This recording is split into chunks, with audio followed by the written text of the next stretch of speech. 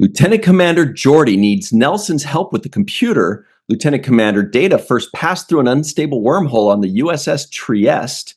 And Chief O'Brien hurt his elbow hanging a plant for Keiko. Hello, everybody, and welcome to The Seventh Rule with Cirroc Lofton.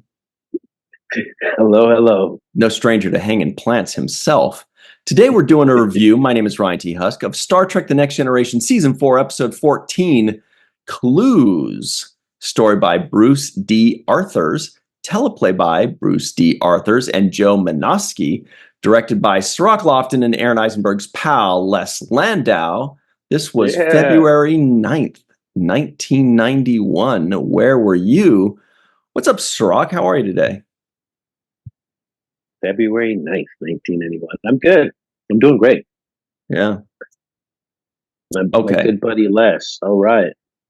So let's remind everybody, you've not seen Star Trek The Next Generation. This is your first time viewing this. Everybody, please make sure you like this video, subscribe to the channel, hit the bell icon for notifications. If you're listening in, give us a 5-star rating and a nice review. And then Cirroc will make you a rusty nail beverage. Cold water. So, yes. Cirroc's never seen it. I have seen this one. Okay. But what's your first impression on it before we get into all of that? I did definitely think of you many times here. Right away, I would say the first thing that jumped out at me was we're starting to have a lot of fun on this show. Like, it feels like they've tapped into a certain balance of seriousness and comedy or lightness, or just, there's a level there where it seems like it's tuned into, where there's a levity there, but yet there is a seriousness and a gravity at the same time. So I enjoy the balance, and to that I mean that both of these last two episodes, the one prior to this and this one, opened with something other than what we normally see, like Starfleet Command in operation on the bridge, ready to go, and approaching some planet or going to some conference at this moment. These two episodes opened with more levity, more playfulness. The one before this was Data in the Ebenezer Scrooge, acting on in the holodeck with the captain, and this one has an open of Riker doing the Tai Chi, which was just like something you don't see, right? You're like, oh, Riker, there's a Tai Chi class. I got to sign up for that one of these days if I'm on the ship, right? So you have him doing Tai Chi, and then it goes right into the Dixon Hill stuff, which I'll get into later, a little bit later, about why I loved it so much. Especially with Whoopi Goldberg there. But the idea is that it's opening up with playfulness, the show, right? And it's setting a tone right away from the beginning when you're watching it, like, okay, take your guard down a notch, relax. This is a performance. This is a play. This is something that's going to be entertaining for you. And I think they engage the audience's sense of that when you first see that. It's like, okay, I don't have to be so logical, so serious. They're having fun, so I'm going to put my brain into fun mode. Mm-hmm. And that's what this is the formula that I see them kind of honing in on at this point in the middle of the season of the fourth season. Yeah. So it's interesting that you bring up the Dixon Hill thing. It is where we started off, and I love that too. We call it like the slice of life. There's nothing cooler than starting an episode with the old slice of life. 30 seconds, 2 minutes, whatever it is. In Deep Space Nine, it was, Sisko is talking with Jake about Jake's new girlfriend, and you better blah blah blah, and then Captain Sisko to ops, we need you, and then the thing happens and we find out what the episode's about. In Next Generation, it's everybody's playing poker, and then oops, we ran into a planet, it's time to do something. So I love those things because those give you character development. It gives you just more interesting you learn more from those 30-second Yeah. pieces about Yeah. the characters than anything else, because we find out their hobbies, we find out their relationships, we find out the status of their friendships and their relationships, we find out what, how they train, just so many great things. However, when it opened up on Dixon Hill, my first thought was, is this going to be a Dixon Hill episode? I can't do this, man. I can't do 40. I know right now people are booing me, but I was like, oh, jeez, it's going to be one of those Dixon Hill episodes. Okay. And I was like, oh, that's cool. Whoopi. And I didn't remember. I was like, oh, Whoopi is in this. But I was like, damn. And then I thought, well, maybe it's just one of those intro things, and then it goes into something else. But then I was like, no, the episode is called Clues. That does fit perfectly. This episode. But I was like, it's called Clues. It's going to be, I was like, well, at least Guinan's going to be in it. Maybe that'll make it interesting. I don't remember this episode. And I'm trying to rack my brain about, this episode. I don't remember any of this. But anyway, that was the roller coaster I went through, because then it was like, Guinan comes in and she starts saying, oh, what's going on? And Picard is like, that's what's fun about this. There's a mystery, and then you dig for clues. I was like, oh no, it is going to be a Dixon Hill episode. They're setting it up. They're saying, like, here's the whole thing.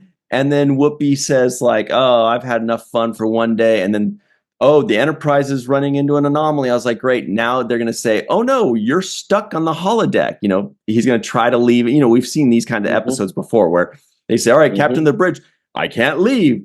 Me and Whoopi. And then Guinan's going to be like the reluctant helper, where she's going to be like, oh man, I was trying to leave and now I'm stuck doing this stupid thing. And it's just going to be like this fun episode like that, and then the other guys are trying to figure out how to get him out, whatever. Yeah. And then, he left the holodeck, and then they start talking to the people. I'm like, yeah, but is he going to go back into the holodeck? I'm really scared about this. But then it was like Data turns around and he says, oh no, there's this thing. We were out for 30 seconds. And I was like, oh my God, I remember this episode and I love it. It's a great episode. Thank God. What a roller coaster. I'm in. So that was my day. I love the way you put that. Actually, you tapped into some feelings that I feel about Dixon Hill. It's not my favorite plot line, storyline, or methodology of telling, a story. It's not my favorite. I get it, but the period piece, it's a little bit over dramatized, as was in this episode as well. Like, oh my God, yes, my glory from Cleveland. It was a little bit. It gets a little bit too much sometimes. And so this did have just enough of it to set the tone and to do another thing that they're beginning to, or maybe have consistently done now to this point, which is tie in the opening teaser into the overall story of the episode. So very well, yeah. Boom, we know this is going to be a mystery, right? That's the Dixon Hill is all about mystery and solving mystery. He mentioned the delight that he gets in solving mysteries and asking questions, and so that metaphor was transferred over to a storyline. Thankfully, they left the Dixon Hill stuff just for the intro, because I'm like you. I feel like it's overly overacting, and it's a little bit too dramatic for me, for my taste. It looks too rehearsed and stagey, like like watching a play, more so than watching this spaceship floating through space. So that's one thing I have to agree with you, that I did like the turn that it took to a real life mystery, which ended up, becoming something even more challenging for Picard, who is really, not challenged much by where did the money come from, who hired me, or, the murder mystery that he gets from the Dixon Hill storylines. Those are more like contrived kind of holodeck programs to me. They feel more like a holodeck program mystery, as opposed to this feeling like a mystery for the crew to solve, and for Picard to use his wits to dissect and try to find clues of. So that is the reason why I really enjoyed this episode, because it left me guessing in the, like, what's going on here? Like, it's not that easy to figure this puzzle out when you're watching it. Like, You know, at some point you're like, is Data compromised? You know, is there an ulterior motive that Data is doing? Is there something that he's trying to accomplish outside of? Was there a reason he had to go to this planet and recover something that nobody else was able to witness? You know, you start to your mind wanders in that way. So I like that. Yeah, and just to close the door on the Dixon Hill thing, um, I think that it's a great way to open an episode in the future too. Like if that's all it was just a little piece in 2 or 3 or 4 more episodes, that would be great because then he's showing it to new characters and whatever like that. That's cool. That's fine. I just got petrified when I thought it might be another Dixon Hill episode. And then I Yeah, thought, oh, that's strange that that Guinan is not in the rest of the episode. She could be very good and very useful in solving the mystery. Like imagine if she's there and she's talking to Picard and she's helping him through the mystery, or him just talking to Guinan about it kind of opens it up. And what that told me was, mm, I'll bet, and I could be way off base, but I'll bet that it was just they basically had something kind of like to the effect of, hey, when you have a free day, let us know and we can put you into these little nuggets. So she wasn't in this episode, but she had a free day or a free half day or something like that. So they said, cool, we'll shoot this thing. We've got another Guinan episode. It's a lot of fun. We get a little extra character development for her and for Picard, and must have been fun for everybody. But now here we are into this episode that takes a major turn, and I definitely thought of you because it's such a mystery episode. And for me personally, I was surprised. I had forgotten what a page turner this is. Like, I mean, I know we're not reading the script, but that's what we say. It's a page turner. Like, hmm I had something I was supposed to do in the middle of the episode and come back to it, and I couldn't stop watching. It just kept moving. It yeah, kept moving and kept moving, and it had all of my attention, and more so than almost any episode thus far in the first 3.5 seasons, this yeah. episode did not let me step away. Very good, very well delivered, very good editing, good directing. It just kept moving. I loved it very much. Yeah, there's so many little implants in this episode that end up paying off in the end. And I'm giving you an example.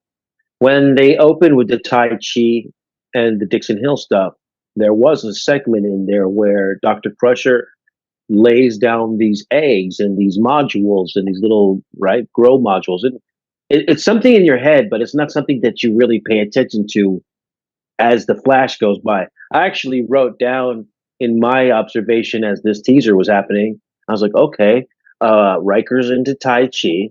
That makes sense, you know, in martial arts, and it's kind of a, you know, to even out his other issues, right? It's a nice Yeah, he balance. takes Tai Chi to fight off jealous boyfriends. Exactly. So that's a good thing. And then you've got Captain Picard in the Dixon Hill thing. That's a natural thing for him. Like he likes to solve these mysteries and be in a novel or in character. That's great. But then I was like, but Dr. Crusher on her away alone time is doing work like like that's like, you know, you get off work and you go do some more work, you know. But I guess, you know, this is something she enjoys doing, right? So I was like, okay, so in her off time, she does the like really like super sciencey research stuff. Like that's what I'm thinking, right? Instead of like having a glass of wine and just sitting by the fireplace or doing something else, you know, that's what she wants to do in her personal moment. So it registered to me to a degree, but then it didn't have its payoff until later, right? Mhm. Which I thought the payoff was great because you're watching the growth of some kind of controlled environment thing. So you would expect the growth rate to be, you know, X, whatever that X is, right? And this was obviously in front of that. So I thought that scientific payoff in the storyline was a great tool for keeping me intrigued about this story, making it not so easy to guess. Usually, you watch these stories, you're like, oh, I bet you that guy is going to turn on the Romulan, da da da. You could tell he's the evil one or whatever, whatever. And some of these things, end up foreshadowing or forecasting very easily. This is not one of those cases. This is where you're kind of left in a mystery the whole time, because at some point or another, I was like, Data, what the hell's wrong with you? Why don't you just tell, why can't you tell him what's going on? He's like, especially when Picard's like, are you willing to risk court martial? And what does he say? Are you willing to be stripped down to your wires? I was like, Yeah, that's really, yeah, that's hardcore. that was hardcore. Yeah. So there was one, along the lines of what you're saying, there was one really big payoff for me that I initially thought was a mistake. And what that was Picard comes in to the bridge, or Data comes into the bridge, and he says, arriving as ordered, sir. There was something where Picard was initially talking with Troy, and he's like, oh, excuse me. And then the camera follows the two of them, and Troy goes over to Worf, in Worf's station back there, and they pantomime pretending to, do something until they're off camera. So in those 3 seconds or 5 seconds, Worf goes, like, Troy comes up to him and kind of pretends like she's saying something, and Worf goes, and he kind of fiddles with his wrist, right? Mm-hmm. And when I saw that, I was like, oh, that's a uncomfortable, that's something that an uncomfortable actor does, an actor that's uncomfortable on camera. They do a fidget, they do an elbow thing, or they do a thing, or they fuss with their shirt. And I was like, God, Dorn, I thought you were better. That was weird. Like, instead of pretending to talk to her or pushing buttons, he did this thing with this. And I was just like that, It was so overt that you were like, dude, bro, the cameras are rolling. Yeah. And I just thought it was a bad choice, or something that he was just kind of on autopilot. So, she comes over and, oh, the camera's on me. I need to do something. Oh, let me fix my shirt sleeve so I just thought it was one of those things where it's like, people have mistakes here and there, no big deal, whatever. But then it turned out 2 or 3 scenes later, I thought I caught him doing something. No, that was probably almost certainly in the script. If not, it was the director that told him to do that. Because later on, he shows up to Beverly Crusher and says, hey, my wrist hurts.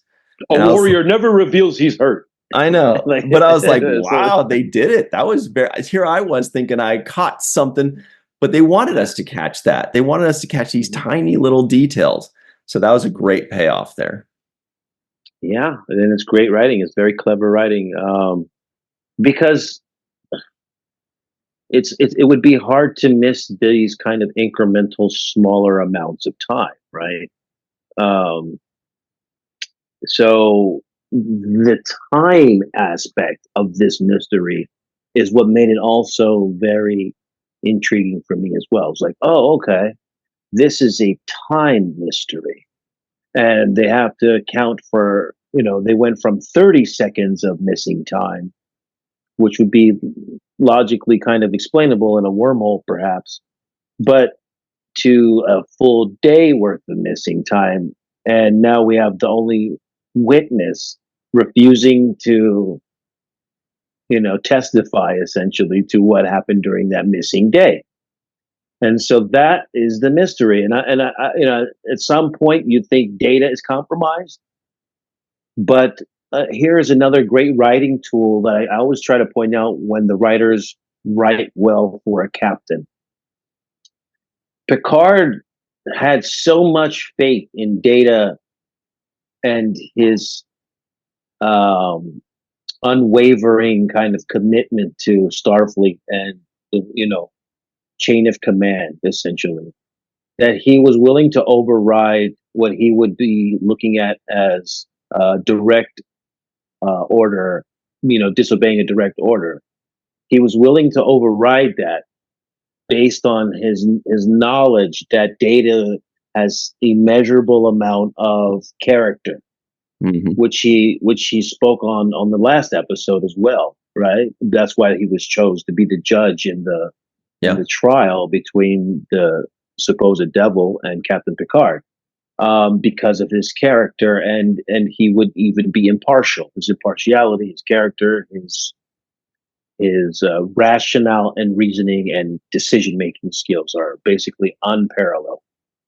Um, I also like the way that Geordi is the checks and balance for Data's intelligence, Yeah. and and whatever it is. So for example, when Data was going through, actually, it was such and such. He was quoting some Nelson or whatever it He was, was really Underhill. reaching, really Yeah, he says. reaching, man. And Yeah, we're he says. like, Well, that doesn't sound that exactly. plausible. Yes, he said. Actually, Underhill was talking about, that's where Jordy says Underhill was talking about energy. He wasn't talking about time, right? And Jordy calls him out, like, here's Data's pulling something out of his ass, and nobody else could really fact check it except a really another smart guy too, who we know LaForge to be, and he proves it in this episode because Right. he fact checks a fact checker. You know what I mean? Yeah, and I thought, I'm glad you brought that up because I thought that scene made Jordy look very smart.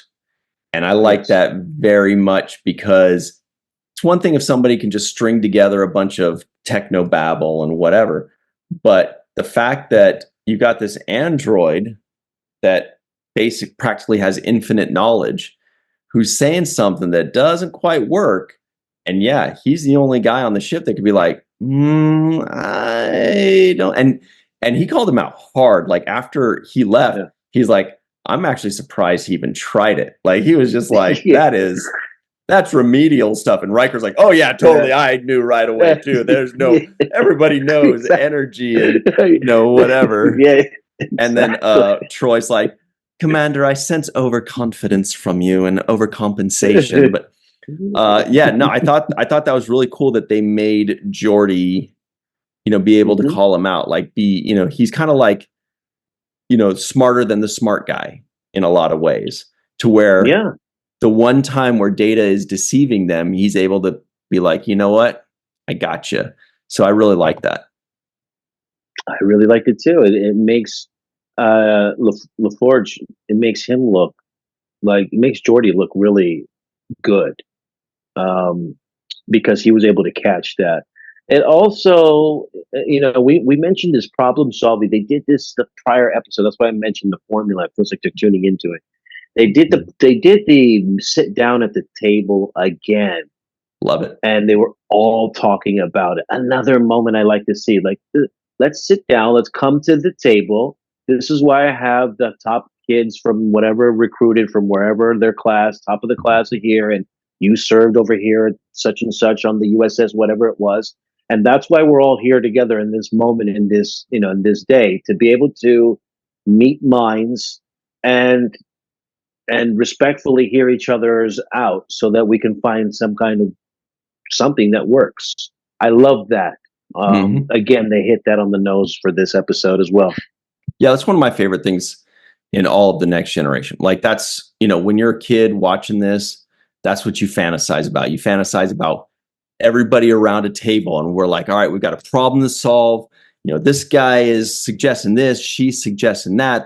They're feeding off each other, they're bouncing off ideas, and it's so good because they're all the best in their fields, and so you bring those different aspects together and you can come up with this very difficult to find solution.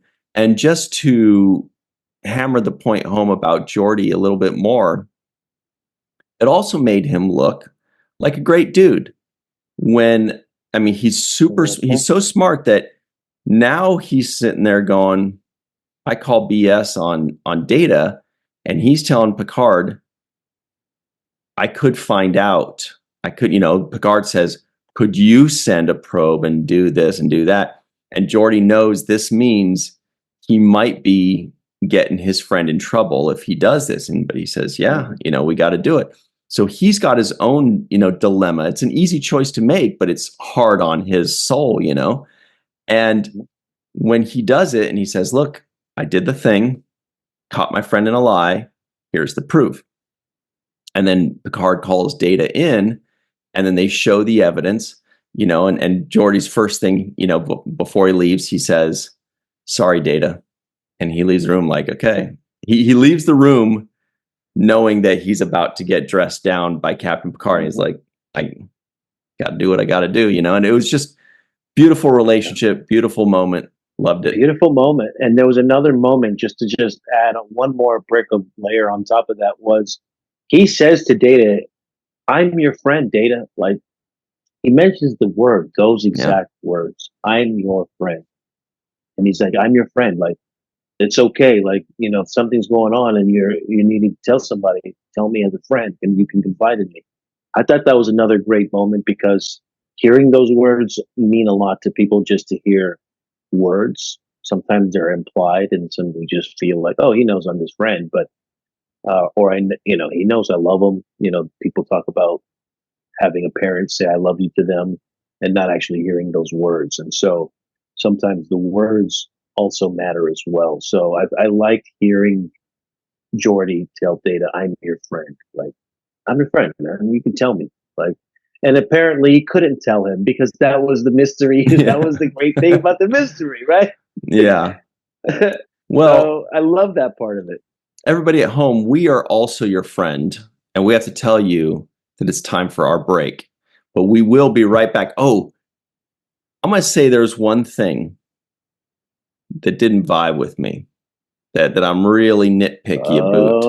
I'm going to tell you on the other side, on the seventh rule. Hello, everybody. Welcome back to the seventh rule with Sirach, the game changer Lofton. Hello. My name's Ryan T. Husk. I haven't changed any games ever, except for when I'm flipping through, on football season, going from one game to the next. Here are the trivioids of the week. Captain Picard is expecting the Enterprise's trip to be uneventful. Gloria from Cleveland has an appointment with Mr. Hill at 2 p.m. Johnny ain't no jamoke. A 48 Packard with white walls drives away. Small and extremely unstable wormholes have been mapped near the 39 T-Tari systems in the 100 last years alone. That's a weird one. I got bored with that one midway through the sentence. Lieutenant Commander Data first passed through an unstable wormhole on the USS Trieste, which I think is like the capital of Croatia. It's right there. It's right on the Adriatic, on the northern part of the Adriatic. So it's either northeastern Italy or northwestern Croatia. We'll have to check that out, because we got to find out. I just know it's at the top of the Adriatic Sea. We need Geordi here to fact check. Yeah. Where were we? Oh, Counselor Troy is feeling a bit unfocused. Chief O'Brien hurt his elbow hanging a plant for Keiko. Dr. Crusher is running an experiment with Diomedian Scarlet Moss, even though she's not an ethnobotanist. Geordi needs Nelson's help with the computer. Ensign Lachlan was the last to work with the transporter. Counselor Troy freaks out when she looks in the mirror. Haven't we all? And to many humans, a mystery is irresistible. All right. Oh, speaking of which, we had our second Nurse Ogawa episode. Did you notice that? She was there, even though she was originally introduced like in the future. Oh, yeah. And remember, she was introduced in the future as a 25-year-old, and then now we're back here and she's a 25-year-old in her second episode. But hey, good genes don't crack. You know what I'm saying? Yeah. Yeah, I wouldn't know. I'm 23 and so okay, do you want to hear my nitpick, Sirach? Yeah, what is your big nitpick? And by the way, yes, Trieste is a city in Italy, northeast Italy. So it's northeast Italy. It's right. It's at the top of the Adriatic. Okay. Yep. Anyway, here's the point. That if they want the mystery to not be figured out, sure, they can do something with those plants. Sure, they could heal Worf's wrist a little bit better. Or I don't know how they can. Like, if his wrist hurt the next day, the wrist hurts the next day. That's all that, what can we do? But the thing was, Data needs to say, you guys were out for 24 hours. not 30 seconds. Now, it's going to be a little harder for them to be like, well, if we were out for 24 hours, what are we doing still down there? You could say, like, I didn't want to move you. I was busy doing this. I was out for 23 and a half hours, whatever it is. Come up with something, because at some point, they're going to reconnect with Starfleet. They're going to reconnect with somebody else. And they're going to be like, hey, it's Thursday. And they're going to be like, no, it's Saturday. What are you doing? Right? At some point, they're going to come into another ship and their days are going to be off. Their time's going to be off. Like, there's no way that they're just going to accept now 2 missing days. It's never going to happen. So they have to, when Data first lied, he needed to say, well, you've been out for 24 hours. The second time, he's going to have to say, you've been out for 48 hours, because they're going to find out eventually. They're going to say, oh, no, today's my birthday. And their family's going to call and be like, no, your birthday was 2 days ago. What are you talking about? So that will never work. Right, because they're not going back in time. No. They're just erasing their memory of time that's passed. Right. And the rest of the entire universe will then have the correct time, and they'll be 2 days behind. It's going to happen. They're going to be like, where did the 2? And then they're going to have a mystery all over again. Yeah, that was the one thing I was like, dude, you guys got to do better than that. Well, now we know where the meaning of BC is. It's before clues. Okay. Before this episode, clues. There used to be a comic in the funny pages called BC too, wasn't there? BC. Oh yeah. Anyway, I think so. But yeah, you're right about that with your nerd time argument, and it's going to validly pass. Unfortunately, it does hold water, because they eventually, like you said, they're going to call up and say, "Hey, happy birthday!" Like, my birthday was 2 days ago. What are you talking about? Right. I mean, or they're going to run into a different race. They're going to see, the stars are different. I mean, I know they said that they changed their chronometer and the star charts, but at some point, they're going to see their 2 missing days. And it's probably going to happen really soon. The next time they talk to anybody on Starfleet, that, anything, any message. You're right. And if they keep getting it wrong, let's say in that second iteration, again, one left clue that didn't hold water, they would have to continuously go over, and it'll be longer and longer. Like, you've been asleep for 3 weeks. Yeah. They'll be like, what the heck? What have you been doing this whole time, Dave?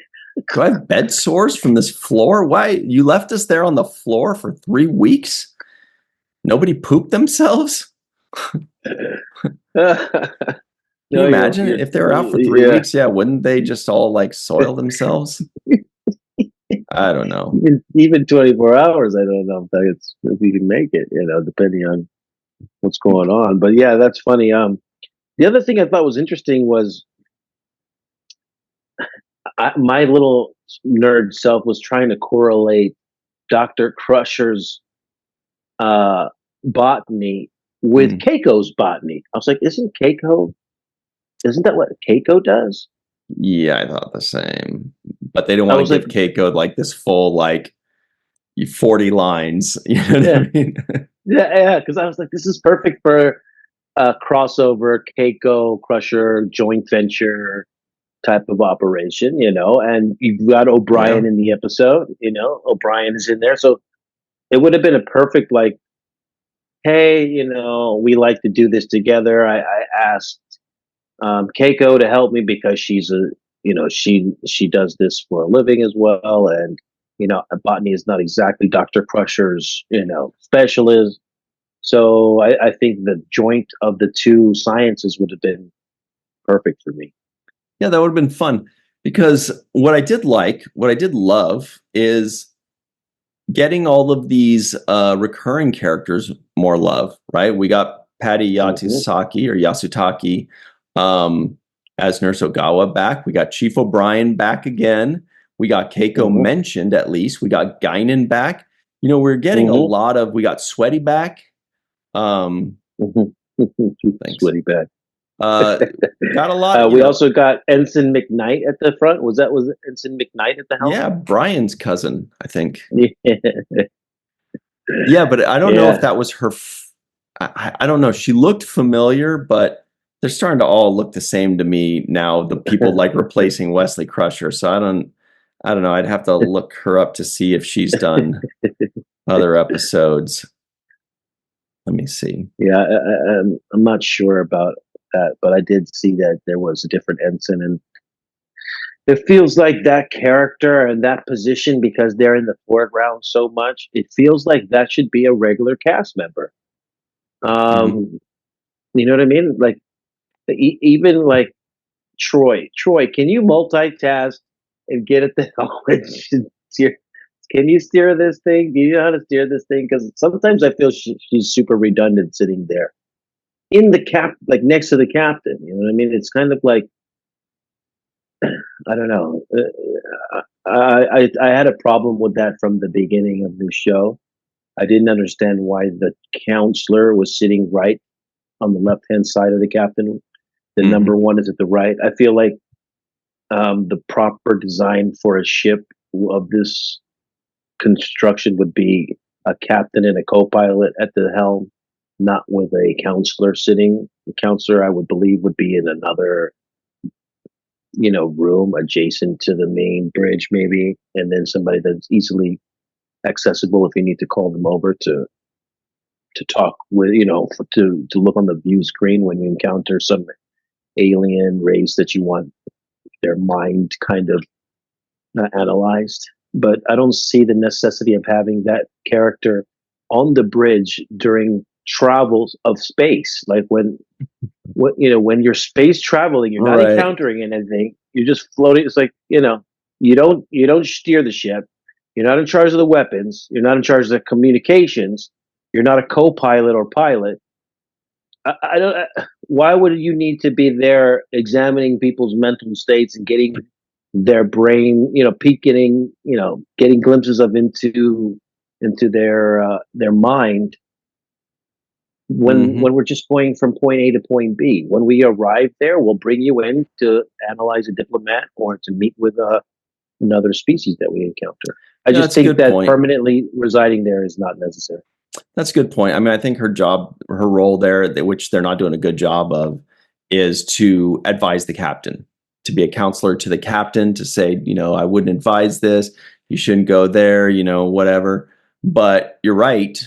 If they're just going through space, she could They're be traveling most of the time. Most she of could the be the time, this ship is therapist just for traveling. the other 1,000 people, and then he can just call her up when they are reaching something of Yeah. magnitude, of importance. Call up the counselor Troy, call up everybody that needs to be there. But yeah, the rest of the time she could be doing her day job, with the important stuff on the ship. And now this Ensign McKnight lady, Yeah. you'll be happy to know it's not her only episode of Star Trek. She's actually in a total of 3. And she plays Okay. Ensign This is her first one, though.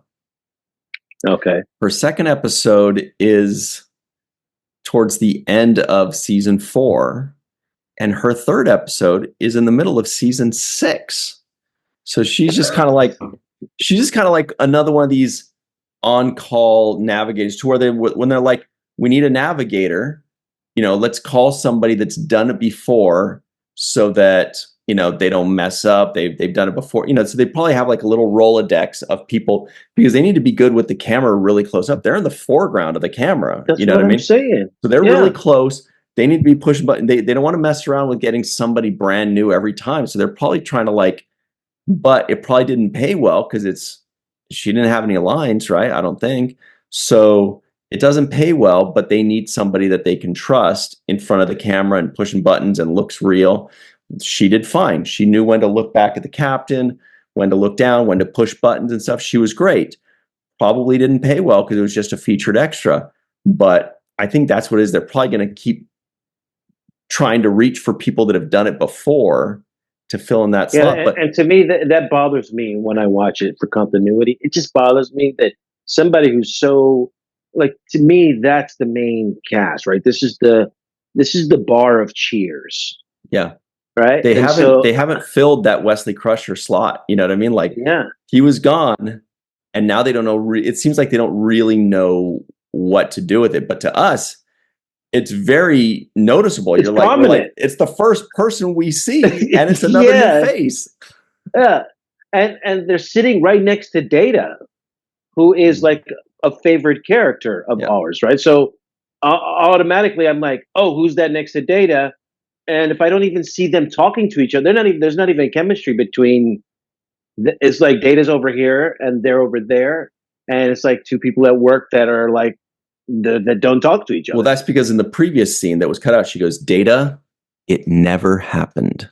And then they went and sat next to each other. You're like, okay, okay, fair enough. I I think he said that to her, but but yeah, yeah. It's just to me, you need a reoccurring character that is somebody who's camera friendly, and you're gonna have to pay them a little bit more. Yeah, bump up their pay so that it's worth it while for them to be there in that slot. But we, as Yeah. the audience, I feel like we need some continuity and consistency. They need to pay them to be on retainer, to just be like, we need 2 or 3 people to just always be the same face. Like if they're good at, Yeah. because I mean, like it sounds like a joke, but I'm serious. Like if they're good at Yeah. pretending like they're pushing buttons, of knowing when to look up, knowing when to look at data, knowing when to look back, knowing when to be like, Mm-hmm. it's actually a skill because, come from somebody that did a lot of background acting when I was starting out. The first thing I Mm-hmm. need to learn was that the scene's not about me. I need to fill out the scene, but not take people's attention from it. And some of them are good at that, of just kind of blending in, but doing a good enough job to where if the audience does look at them, they look like they're doing their thing. They're totally comfortable. They're totally normal. Because sometimes extras, you look at them and you're like, oh my God, what is this guy doing? What are you doing? They're just doing any old thing, thinking, whatever, nobody's looking at me. Who cares? Captain, Captain, They're just screwing around. Tone it down. Tone it down. Yeah, but some of them do Yeah. well, and they should have had a budget to have 2 or 3 of them on retainer, so that like the best ones, the ones that they could reuse. Because Yeah. obviously, those people, the reason they're not coming back all the time is because they're trying to pursue their acting career. They can't just keep coming back for background on a show that they've never heard of, possibly. Yeah. Yeah. So here's another interesting thing about this episode. It reminds me again of the last episode. It's so crazy, but Counselor Troy only gets an opportunity to do her best acting when she's not When she's someone herself. else. Yeah. They just did that the last episode, and they recycled the exact same thing in this episode. When the best moment she had last episode was when the devil took over her image and was pretending to flirt with Picard, and Right. that was the moment she got to be playful. We get to see her do a little bit more than she normally does, which is this kind of blank face or Troy face, right? And so again, in this one, she gets to deviate a little bit and plays this possessed person, right? And again, gets to have more things to do because of that, right? How funny! Interesting. How funny would it have been if they told Troy, "Oh yeah, when you're talking like the alien, you have to like totally talk an alien gibberish that sounds like this, and we're just going to subtitle at the bottom." She'd be like, "Are you serious? You finally give me something to do, and I got to be like, something like that." That would be hilarious. That'd be so rude. I also want to point out really quickly, there was one scene where I thought, first of all, I thought Brent Spiner's acting was phenomenal, and I thought Captain Picard's acting was phenomenal. And by that, I mean Patrick Stewart. There was especially a couple times where, because you know what they're thinking. We know what both of them are thinking. Data, we know what he's thinking kind of more in the second half. Picard, we know what he's thinking the entire way. And one scene where Data was trying to explain something in the conference room, and everybody's kind of looking around like they're not really sure what to say. They're like, I don't know, but they don't want to call him out.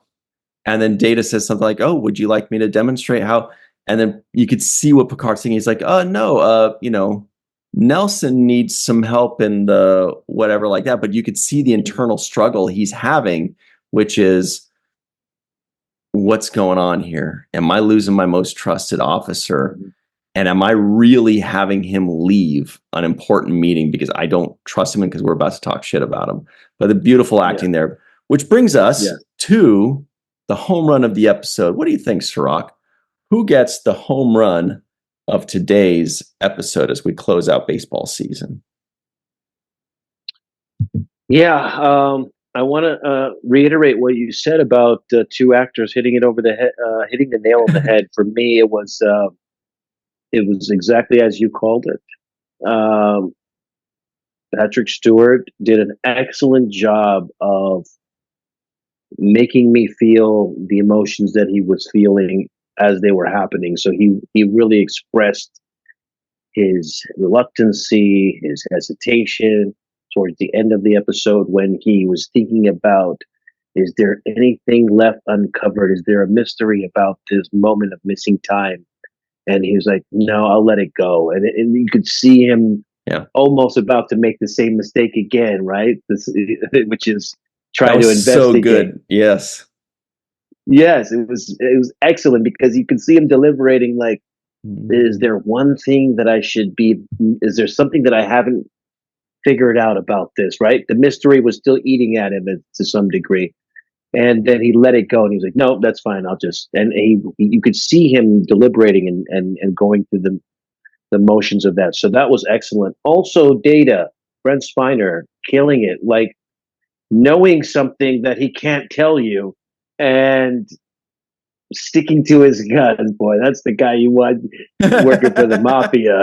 Yes. Yes, that's the guy you want working for the mafia. It's got to be Data because he's not saying nothing. I can't tell you. So whatever you're going to do to me, you're going to do, but I can't tell you. And the great moment Diddy wants to be good friends with him. I'll tell you that much. Yeah, a lot of people. But the great moment was when Picard says to him, "Who gave you those orders?" Unbelievable. Yeah. When he hit him back with, "You did, sir." So I'm going to give them the two of them, home run hitters, heavy hitters. I think 2 grand slams on both counts by my case.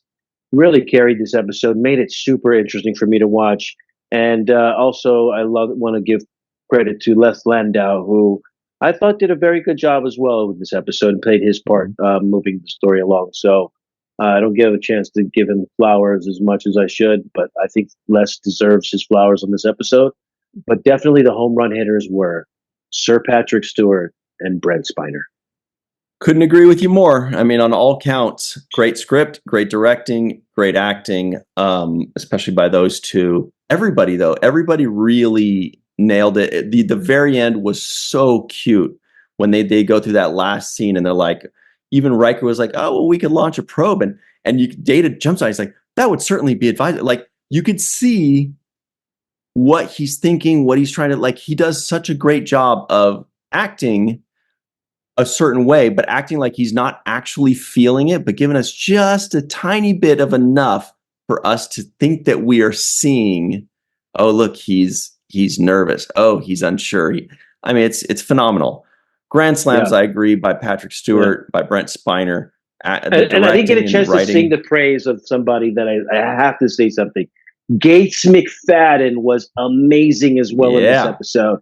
Her second guessing, her curiosity, her pressing the issue, her direct conversations with Captain Picard led to the wheels turning. So I thought she was remarkably stunning as a performer in this episode as well. Agreed. Speaking of remarkably stunning, have you seen Homer Frizzell? Ow! Homer. Okay. Special thanks to Homer Frizzell, Dr. Anne-Marie Siegel, Eve England out in Wales, Yvette Blackman, Tom T.J. Jackson Bay out in Missouri, Titus Muller, Dr. Mohammed Noor, Tierney C. Diekman, Anilo Palat, Joe Balcerati, Mike Gu, Dr. Stephanie Baker, Carrie Schwent, Faith Howell, Edward Foltz, My Life from Tokyo, the Matt Boardman, Chris McGee, Justin Weir, Jake Barrett, Henry Unger, Allison Leach, Hi, Julie Manosfi, Jed Thompson, Dr. Susan B. Gruner, Glenn Iverson, Dave Gregory, Tim Baum, Chris Sternett, Dylan Powell, Peter Draymore, Chris Garrison, of course, Jason M. Oken, and Greg K. Wickstrom. It's time for the free-for-all with some of those people. We'll be right back on the 7th Rule. Micro Machines. Hi, everybody. Welcome back to the 7th Rule with Sirach Lofton. This is the free-for-all. Melissa Longo's laughing. I have no idea why, but she's here. So is Sirach's going. He's got to plug the Warriors whenever he can, What? Warriors plug. I mean, Always. it happens. It was an accident.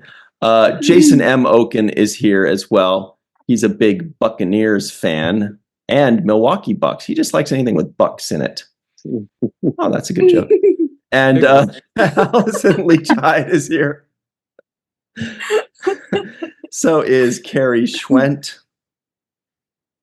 Chris Garris outside of the Enterprise D. Eve England out in Wales with a cool Cisco Kid maroon sweatshirt. We've got TJ Jackson Bay. I'm trying to figure out what that shirt is. I feel like it's something. Yep, there it is, Star Trek. Chris McGee is here in his Cisco family shirt. And the Matt Boardman has got the Tai Chi scene behind him. Or instead of him. Jake Cisco guesses the IMDb score. There it is. Take my wharf.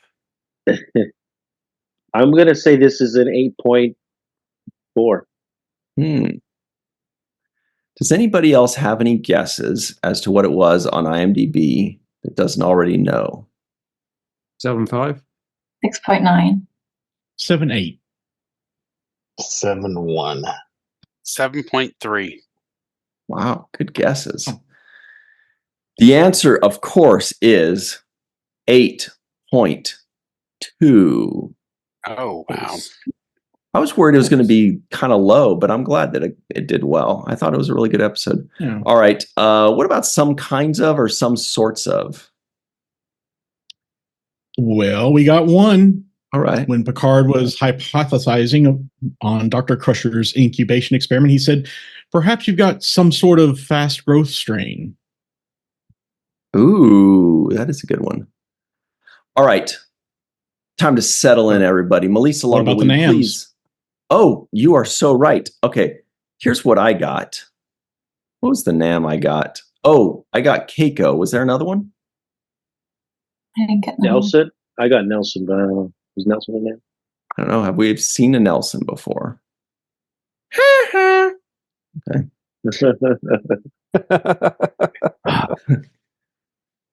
All right. Now, Melissa, please get us started off on the right track because we need it. What do you think of this episode? So fun. I enjoyed this episode. I enjoy a mystery, as I've said before. I enjoy a good mystery, and this was a mystery, especially starting from the beginning with Gloria from Cleveland. Johnny. Oh, Johnny. Oh, Johnny. I'm Gloria from Cleveland. It's so good. But I like that they're exploring these themes. And actually, Sirach mentioned this in the last episode review of the slice of life. I love that. I love getting the slice of life on the Enterprise because it's such great character development and relationship development. And but I also like the teamwork that we're seeing in these episodes. I love that the problems are not solved by one person because that gets boring. It gets boring to rely on one person over and over and over again while ignoring the talents of everyone else on board. So I enjoy that they're exploring this more and more because it's a team and teamwork means everyone, not just one person. I will say that I wish with the opening, I do wish that they had integrated Guinan more into the story. I thought that she was going to be integrated into the story more than just the opening sequence. But overall, I enjoyed the episode. Great stuff. We are successfully back on the right track. Thank you so much for that, Melissa Longo. Jason M. Oken is here, and we are so glad that he is. What did you think of this episode, though? Did you love it? Well, everybody get a clue. It is. It certainly moves fast. It's an entertaining episode. As Melissa said, it really gives us a mystery, and it's actually executed pretty well. I mean, if you think about it, we're about halfway, a little bit more than halfway down season 4, and this is sort of a bottle show, and it can have sort of this kind of slow, draggy feel about it, but this one does not at all. I think it looks wonderful. I think the story moves along pretty briskly. I think the performances are right on point. They're great. I think Les Landau shot it very well. I mean, look at the shot behind Ryan there. There were a few of those, and we'll talk about some of that later. As Melissa said, one thing I wish they'd used Whoopi more. I'm sure it had more to do with her schedule than anything else, that they had to kind of write it like this. Just put her in a teaser because she was available typically for only one day. But again, it's entertaining. It's you see everybody sort of do their thing, and I think it's probably one of the better uses of the character of Troy. I think we do see that. You know, we see her again taken over by aliens and all that stuff. But at least it's used very well here. And I think, as the last thing I'll say for this segment is, if you ever wanted to see what the carpet on the bridge of the Enterprise looks like, this is your show. We finally got it. Thank you very much, Jason M. Oken. All right, Allison Leach Hyde is here. Well, she builds stuff. She just built a bed. What do you think about this episode? I've always enjoyed this episode because I too, like Picard and Melissa, like a mystery. And I love that we started off with a mystery, playing in the holodeck with Picard and Guinan, because any excuse for Guinan is a fabulous excuse, especially when she starts snapping her garters to no, I'm here for a reason. I put this on. These are uncomfortable. You're going to let me see him now. So love that bit. Also love that, Picard goes, she's my cousin. And, Johnny wasn't fooled by that, but, he tried. So loved that bit too. And yes, getting all the slices of life of what everyone's doing for their downtime. Are we doing martial arts? Are we doing botany? Are we helping our spouse hang things and falling down because O'Brien is forever injuring his arm? Shoulder to elbow. That one's just foregone conclusion that you should have all of those joints replaced before the end of Deep Space Nine. But it is great. And I think this episode really works because Data's always giving us so much information all the time. And so him interjecting, no, I think we should do this or this, really fit his character. So I liked that in the script. And I really also enjoyed that, Data was going to go if I have to be court-martialed and taken apart, I'm actually listening to my orders and I'm going to do them to a T. So watching everyone go through that, and probably my favorite little bit is when Beverly goes into Picard's office with her spores going, I have a little bit of a mystery, and that little smile on her face. I'm like, this is why we need Beverly Crusher in every episode. So that was my favorite. So enjoyable. Never skip this one. Always watch it. Mm-hmm. This is why people comment in our comments section that we need to have Allison Leach Hyde in every episode. Thank you very much for that, Allison. All right. Carrie Schwent, a.k.a. Crafty Bear, is hanging out in the woods right now. What's up? What do you think of this episode? I love this episode, and I'm actually about to go see some Shakespeare after we're done here. This beautiful outdoor venue, Nice. about an hour north of Madison. But like Allison said, I enjoy mysteries, but I'm also frustrated by them because they kind of give me a headache. But mysteries and murder mysteries like the ones in Dixon Hill have been a staple of soap operas that I grew up on for decades. You have at least one, sometimes two a year, depending on how many new villains they introduce that they need to eventually kill off. And of course, I love anytime we get to see the Dixon Hill program. I adore the secretary. She is adorable. I adore her accent. She is so cute. I would have fun hanging out with her, honestly. And Data was an absolute genius, routing the communication through the telephone. I thought that was just absolute stroke of brilliance on his part.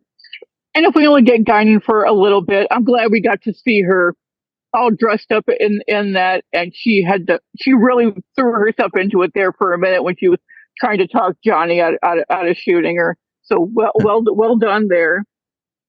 Hold on, I've got my notes here. I'm trying not to have them blow away on me. Now, perhaps you could call this kind of both a Data Must Suffer episode and a Deanna Must Suffer. They sort of share the responsibilities there.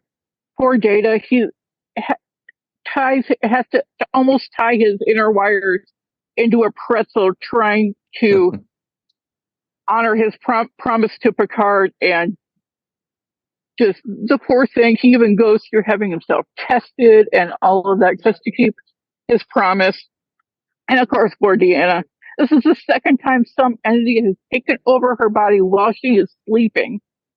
At least this one let her got her body dressed for her, so she didn't have to do a Picard and walk around in her pajamas. Although I think she probably would have had cute pajamas, but that's beside the point. And her and Worf walking down the hallway, and she holding on to his arm. That was so sweet. It just proves that no matter how gruff and a fear he has, secretly he is a 6 foot whatever teddy bear. You cannot talk me out of that. He has got that soft side in there. He just tries not to show it very often because it's not, a warrior doesn't have a soft side. But yeah, love this episode very, very much. And when this time around, the inspiration for the limerick kind of came from the Paxtons, and this one almost wrote itself this time. And I love when those happen. So I will end with that. Oh, and if somehow in post you can pitch my voice down the way Deanna's voice got pitched down, that might, because I would try to do it myself, but it would just not go well. So you get my regular voice this time. We don't allow any knowledge of us. Only our own are the motives we trust. If you come to our space, a quick nap you will take. Afterwards, your clocks you will need to adjust. Ah, excellent. Not easy to read a limerick out in the middle of the woods. True. Thanks very much, Carrie Schwent, a.k.a. Crafty Bear. All right, Chris Garris, floating outside of the Enterprise D in space. What did you think of this episode? Had you ever seen it before? Oh yeah, I've seen it. Been a little bit, but I've seen it before. I mean, I saw it originally. It was a good episode. I've always liked it. I just loved getting to watch Data. Always have to try and another excuse. Well, and trying to, what about this? And then he's when he gets his last one, that's when they're like, no, I think we're done. Something's not right here. And also I noticed, I feel like, I don't think Riker, I got the sense he really thought there was something wrong from the get-go. Because you can just watch his face, and when Data's giving him that very first explanation, he just doesn't seem like he's believing it for some reason. Don't know why, but he did not believe it. And of course, then you have Beverly who comes in, and John Luke. There is no way this happened in 30 seconds, and it was just a good one. And of course, the opening with Whoopi. Oh my gosh, that was just a hoot. And, I was laughing because when she was like, it took me time to put these garters on, or, this outfit on. I'm thinking, but is that really the first time she would have done that? Because in Times Arrow, she had an outfit all the way up to here. And so I'm like, I don't know, but overall, it is a good episode, and it shows that how the Data is willing to stick to he will follow an order to the bitter end, and like one of Summersley said, he was willing to be stripped to his wires to man it to keep Captain Picard's order. So I did feel bad for him in that regards, but at least he was willing to do what he needed to do. I almost felt like he was about ready to say, the needs of the many outweigh the needs of the few, or the one. And I was like, oh, but he didn't say that. But yes, you get that feeling though. Yeah, they're talking about that. Absolutely. Great stuff. Thank you very much. Chris Garris, definitely. How many times have you seen this episode, would you say? I've probably seen it at least 2 or 3 times by now in my life. Okay. Not too crazy. Thanks very much, Chris Garris. All right, Eve England is here, and I'll bet this was her first time watching this one. Super excited to find out if she is loving her some TNG now. What do you think of this one? It was actually good, but I was glad it wasn't a Dixon Hill episode overall, although I did enjoy that cold open in terms of setting up the mystery. That accent from Picard was just, I just thought I couldn't cope with that. But it got better, and I don't know why they said mystery so many times, because it was clearly a mystery and there's clearly lots of clues. So that was sort of an interesting choice. But what I really enjoyed about this, and actually I'm glad that I've kind of got a bit later today in terms of hearing what other people have said, because I was wondering whether it held up as an episode after the first time he'd watched it and the more he watched it, just because I just felt that it was so engaging and I was just so intrigued right up until that point where we had the reveal that it was actually, Picard and the crew who were responsible for this, because you got the sense of, foreboding. It was all that suspense. I was definitely expecting something really bad had happened when in fact it wasn't, or not on his face. Because then when I was thinking about it, I was like, well, this is actually really almost quite chilling in a way that they actually did this to themselves and did it twice, that they wiped their memories. And then I was kind of thinking, how many times this might have happened to them over their journey that we just wouldn't know. And I just thought it was just such a good character development then for Data, in terms of, in the last episode, we just had the assumption made for him that he cannot lie, when we really had him sort of following that order, having to lie, having to sort of think of credible excuses for all of these things, which I thought was just really interesting from a Data perspective.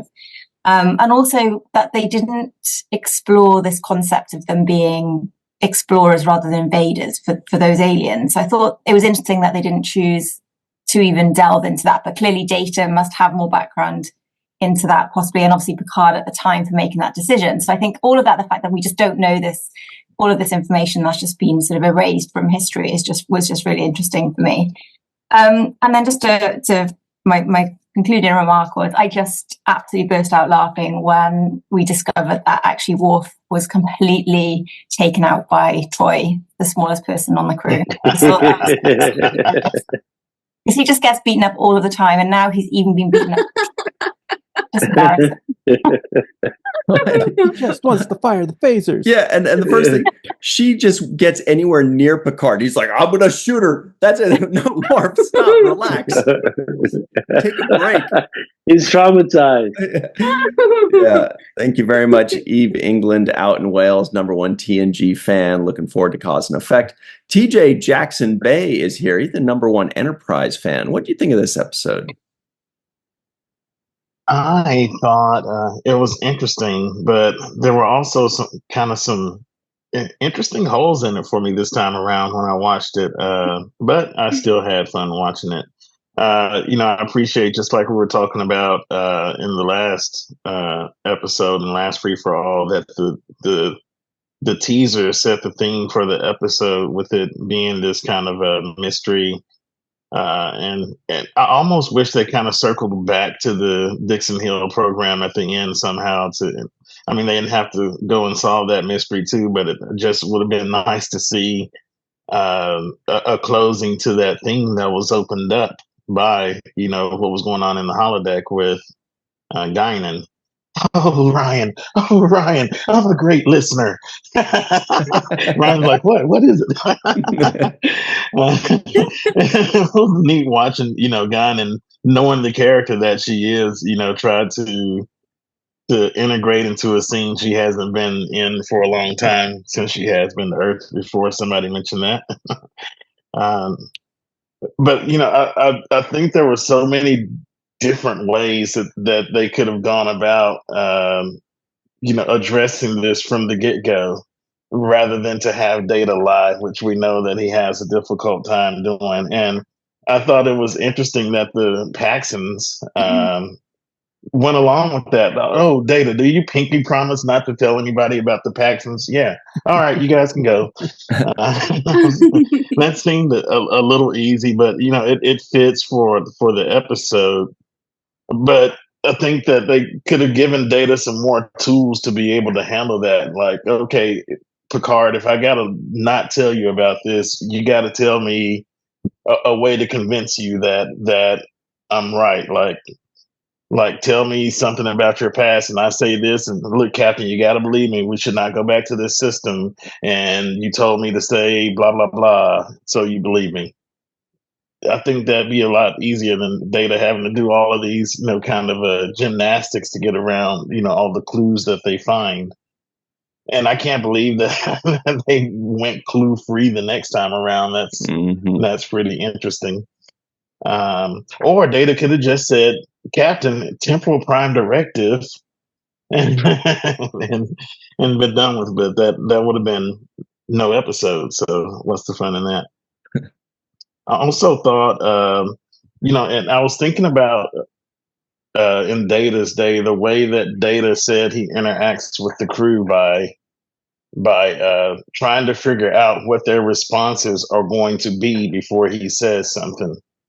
And after that episode, I was like, okay, I can't not think about Data that way when I see him interacting with the crew. And since this is a Data episode, I watched it that way, and I'm thinking, okay, not only is he doing that, but he also has like a goal to it to try to steer them away from any thought or idea about going back to this T-Tory type star system. And so made it more interesting for me to watch. One quip I had, though, was this thread about stripping Data down to his wires. Like, how does that's not something you would do to any other crew member that disobeyed orders or lied to the captain. And we've established that Data as an individual has rights. I don't think it's right for them to say, if you're not going to be straight with us, we're going to take you apart and strip you down to your wires. Like, that's not cool. So, but overall, fun episode. As usual, I've seen it way more than Chris has 2 or 3 times. Last note, so I don't have to end with Data is not a person. Riker's face was just funny to me this episode, and Chris mentioned that too. He just has like this kind of look of disbelief the whole episode every time they put the camera on him, and I wonder what kind of direction he got for that, but it works. Because it's Riker, and Riker's just like, I really think Riker would have also spoken up a lot sooner than he did to say, okay, I'm the first officer, Data's the second officer. I don't think he's right. Like, we need to go back. All right. Great stuff. Thank you very much, TJ Jackson Bay, who's watched this episode 47 times. And this was his least favorite time watching it. All right. We got Chris from Cincinnati up next. Feels like a radio show. What do you think of this one? Well, like Picard and all of us, I love a good mystery. The way the various clues are discovered in this episode, leading to more clues, and eventually the reveal at the end is quite good. It's not a perfect episode, as I'll explain, and things left unsaid, but it's one that I very much enjoy. It may have been mentioned in an earlier segment, but we get a couple of new firsts in this episode, as well as a last. It's our first time seeing Worf's Mokbara. And no, Ryan, that's not a euphemism. Alyssa Ogawa finally makes her first non-holographic appearance. And it's our last time seeing the Dixon Hill universe in the show, which hasn't been seen since season 2. Wow. The Paxson energy field, I thought, looks quite similar to the Calamarain in Deja Q when Q loses his powers. Makes me wonder if the two species share a similar ancestry? Curious to learn more about that. Mm-hmm. Speaking of the Paxtons, Data calls them xenophobes. Before I saw this episode, ever saw it, the only time I had heard the term xenophobe was from the title of a Nintendo NES action game from 1988. Wow. Not one of their better entries, but still memorable to me anyway. And as for the memorable quote of the episode, I just love Guinan and her understandable confusion when she asks, "And this is what you do for fun?" I wanted to see more of that video game. That's for things left unsaid. Thanks very much, Chris from Cincinnati. All right, the Matt Boardman is here. He's going to show us some Tai Chi moves right after he tells us what he thought of this episode.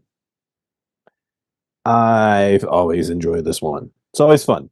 It's a fun one. I love, just like everybody else, I love a good mystery. And it's interesting, yeah, on rewatch, even knowing that it's what it is, it's still enjoyable for me.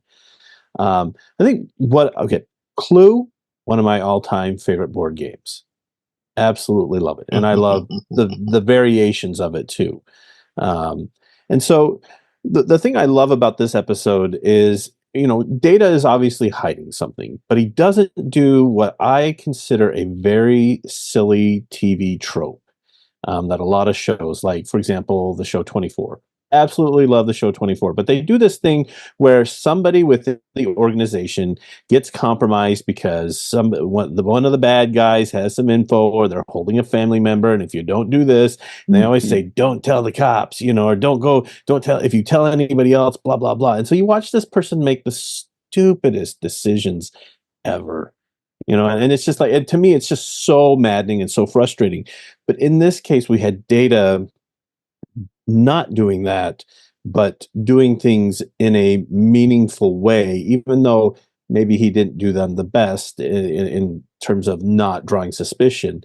But I love that he was the suspicious one and didn't, it's a character that doesn't lend itself to being silly or tropey in those regards, where it's like, you get the shifty eye looks like, "Oh, I don't really know anything."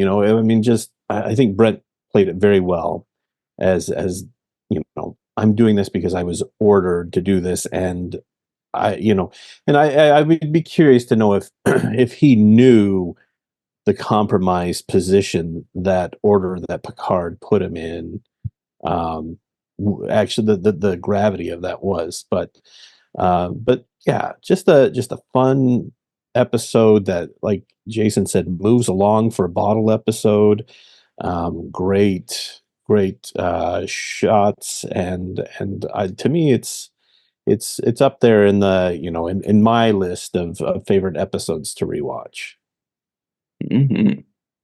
Great stuff. Thank you very much for that, the Matt Boardman. All right, you've waited long enough, people. It's time for Jake's final take.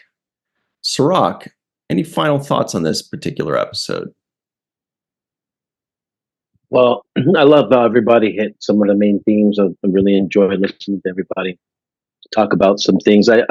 Chris, you brought up the xenophobe word, and I think that's probably the earliest mention that I can see it used in the popular lexicon. So I thought that was interesting. It actually caused me to do a little homework, and I found that first use of the word was in the late 1800s in London Daily News, the Daily News in London. So, yeah, just interesting to hear those kinds of words being used in a Star Trek show. I loved it. Also, I miss those old cigarette holders that were really long, and I like.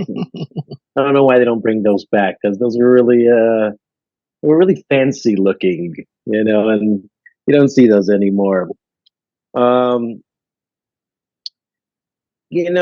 Did Data steal a photo from the ship's library and do like a cheap homework assignment? We're stealing like cut and paste. Like, come on, Data. You're way too smart to be trying to. I mean, at least doctor it up a little bit better. It was kind of a cheap, deep fake on Data's behalf. I would have liked to see Picard play the game that we used to play when I was a kid called 21 Questions. And that was, you couldn't say an answer, but you could say yes or no questions. And it felt like that's what I was watching when I was watching this. It felt like Data couldn't answer certain questions, but if Picard asked the right question, he would get a yes or no answer. And so I would have liked to see that kind of back and forth between them. Like, is something that you're holding protecting our lives? Are you lying for the reason of this? You know, certain yes or no type questions that could have given Picard a better idea of why Data was lying. And I think that would have been great. Ironically, I think that this is another episode about the devil. And I say that because the last episode was a devil episode, and this one is about the devil being in the details, is something we've heard used a lot. And the details mattered in this because that's where the curiosity, the human nature of curiosity is opened up when you find the details don't match. It's why all of us have this intuition of to know whether somebody's lying or telling the truth, because certain things will line up in the story. And if it doesn't line up, time, reasons for doing, or certain words that are used, and you might say we, and then it was like just me, and you're like, well, you said we before, now you say me. So certain details matter to us and just the human nature. And I really like how this episode digs deep into that. I really think that Guinan, to agree with Melissa and everyone else about Guinan's use, I felt like she has an exceptional perception of time. And I feel like her perception of time, her skill in perceiving time would have been used or could have been used to kind of puzzle solve in this as well. They didn't really need to go that far to find out is more time missing than usual. I think Guinan would have been the perfect person to kind of pick up on that. She seems to have a keen sense on like something's off here. And yeah, I'm glad that it wasn't a full Dixon Hill episode. I can only take so much of that. But overall, very good episode. Enjoyed it a lot. And again, I want to give credit to Les Landau because I don't get too many opportunities to heap praise on him. But I think this episode really moved well. The decisions that he took in this episode were great. And even some of the moments there, I thought Counselor Troy, Marina Sirtis, did a great job in some particular moments. One, when she saw her reflection in the mirror and she was doing that scene, acting that out, but that performance was pretty good. And I also liked her waking up in the middle of the night with that spirit kind of coming upon her. She played that out very well.